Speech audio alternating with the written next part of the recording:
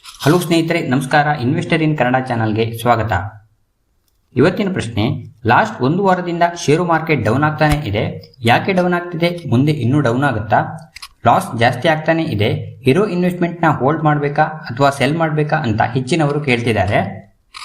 ಹೌದು, ಲಾಸ್ಟ್ ಒಂದು ವಾರದಲ್ಲಿ ನಿಫ್ಟಿ ಇಂಡೆಕ್ಸ್ನಲ್ಲೇ 2.5% ಕರೆಕ್ಷನ್ ಆಗಿದೆ.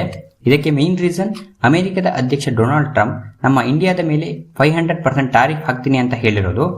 ರಷ್ಯಾದಲ್ಲಿ ಆಯಿಲ್ ಸ್ವಲ್ಪ ಕಡಿಮೆ ಬೆಲೆಗೆ ಸಿಗ್ತಿದೆ ಅಂತ ಇಂಡಿಯಾ ಹಾಗೆ ಚೀನಾ ರಷ್ಯಾದಿಂದ ಆಯಿಲ್ನ ಬೈ ಮಾಡ್ತಿದ್ದಾರೆ. ಇದು ಅಮೆರಿಕಾಗೆ ಸರಿ ಕಾಣ್ತಾ ಇಲ್ಲ.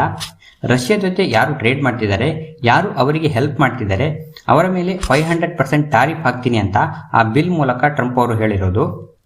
ಇದರ ಬಗ್ಗೆ US ಸುಪ್ರೀಂ ಕೋರ್ಟ್ನ ಜಡ್ಜ್ಮೆಂಟ್ ಬರೋದಿದೆ. ಇವತ್ತಿನ ನ್ಯೂಸ್ ಪ್ರಕಾರ US ಸುಪ್ರೀಂ ಕೋರ್ಟ್ ರೂಲಿಂಗ್ಸ್ನ ಜನವರಿ 14ಕ್ಕೆ ಇಶ್ಯೂ ಮಾಡ್ತಾರೆ ಅಂತ ನ್ಯೂಸ್ ಬಂದಿದೆ. ಅವತ್ತು ಒಂದು ಕ್ಲಾರಿಟಿ ಸಿಗ್ಬೋದು. ಅಲ್ಲಿಯವರೆಗೆ ಈ ತರಹದ ವಾಲಟಿಲಿಟಿ ಇದ್ದೇ ಇರುತ್ತೆ. ಮಾರ್ಕೆಟ್ ಇನ್ನೂ ಸ್ವಲ್ಪ ಡೌನ್ ಆದರೂ ಆಗ್ಬಹುದು.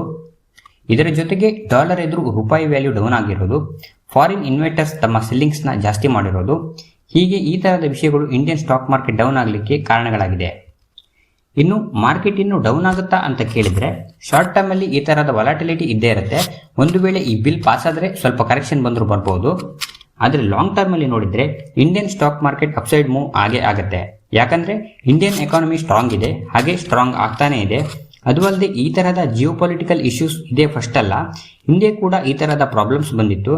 ಆದರೆ ಅದನ್ನೆಲ್ಲ ಬೀಟ್ ಮಾಡಿ ಮಾರ್ಕೆಟ್ ಮೇಲಕ್ಕೆ ಹೋಗ್ತಾನೆ ಇದೆ, ಹಾಗೆ ಇನ್ನೂ ಹೋಗುತ್ತೆ.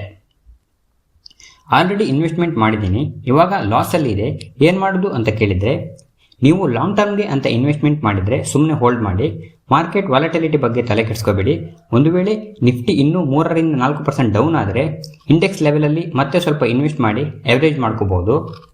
ಅದೇ ನೀವು ಶಾರ್ಟ್ ಟರ್ಮ್ಗೆ ಸ್ವಿಂಗ್ ಟ್ರೇಡಿಂಗ್ ಏನಾದರೂ ಮಾಡಿದರೆ ನಿಮ್ಮ ಸಿಸ್ಟಮ್ ಪ್ರಕಾರ ಸ್ಟಾಪ್ ಲಾಸ್ ಅಲ್ಲಿ ಎಕ್ಸಿಟ್ ಆಗಿ. ಹಾಗೆ ಇಂಪಾರ್ಟೆಂಟ್, ನೀವೇನಾದರೂ SIP ಇನ್ವೆಸ್ಟ್ಮೆಂಟ್ ಮಾಡ್ತಿದ್ದೀರಾ ಅಂದರೆ ದಯವಿಟ್ಟು SIPನ ಸ್ಟಾಪ್ ಮಾಡಬೇಡಿ.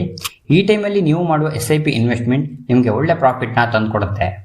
ನಿಮ್ಮ ಪ್ರಶ್ನೆಗೆ ಉತ್ತರ ಸಿಕ್ಕಿದೆ ಅಂತ ಅನ್ಕೊಂಡಿದ್ದೀನಿ. ವಿಡಿಯೋ ಇಷ್ಟ ಆದರೆ ವಿಡಿಯೋನ ಲೈಕ್ ಮಾಡಿ, ಹಾಗೆ ನಿಮ್ಮ ಫ್ರೆಂಡ್ಸ್ ಜೊತೆ ಶೇರ್ ಮಾಡಿ. Thanks for watching.